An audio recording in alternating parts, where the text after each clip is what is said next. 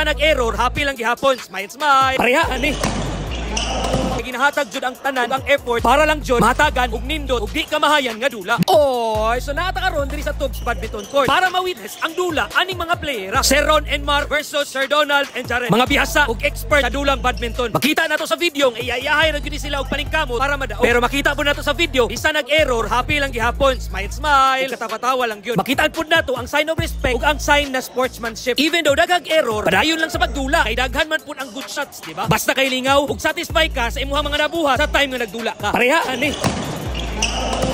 O diba? Worth it kayo. Kunya feel kayo nimo ang moment. Lahi ra jud pud ang feeling kung ang imong gidak-an nga sports ang imong dulaon. Sa kini nga dula, feel nako urag naagi magpahilot pagkahuman nila dula ani. Kaysa smash pa lang ug sa mga movements, urag nalunhat jud ang kusog. Saludo kayo ko sa mga players na even though nagadula-dula lang, kay ginahatag jud ang tanan ang effort para lang jud mahatagan ug nindot ug di kamahayan nga dula. Di man jud nato na makalimot kay makit-an man jud nimo na sa video, di ba? The way sila mo lihok, the way sila mo smash, the way sila mo depensa, ay makaingon jud ka nga wala jud sila nagduha-duha. Mao na ang salute jud kay ko ani nilang mga playera, the best among the rest. Mao na sa kuang mga viewers unta nakakuha mo mga technique in terms sa badminton. Mga moves ug unsaon pag-rotate, ayaw lang nang sa smash kay dugay kita makatun ana. Kay the way na sila mo smash tan-awa ra gud, dili na pang basta-basta. Kay kung mopalo sila, perte gyud kaayo kapitia. It takes years para makatun ka ana. Dira pud mo pasok ang consistency is the key. God bless ug amping kanunay. Oy.